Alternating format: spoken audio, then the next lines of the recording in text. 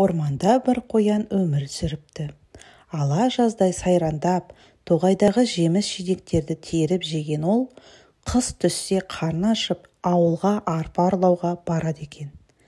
Бір күні ол ауыл шетіндегі тұратын шаруаның үйіне ұрлыққа келеді. Қорасына кірсе, қаптаған қоян. Ол мақтана бастайды. Сендер үйде тұрсандар қайтейін? Мен сендерден бәрібір артықпын. Менің мұртым ақ. Сендердікіндей емес, ал табаным мен тістерім ше. Сендердікі салыстыруға да келмейді. Мен ешкімнен қорықпаймын. Үй қояндары мақтаншақ қоянның қылығын қарға тәтелеріне айтып береді. Ол бөспе қоянды жазаламақ болып, іздеп тауып алады. Даңғой қоян шошып кетеді. Қарға тәте, тиіспеші, мен енді мақтанып, елдің мазасын алмайтын боламын.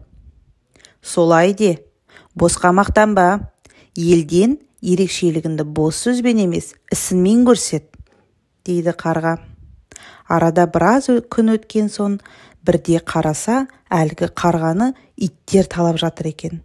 Жаны ашып кеткен қоян құтқармақ болады. Иттердің назарын өзіне аударып, тұра жүгіреді. Қарғаны тастай салған иттер қоянды да қуа жөнеледі.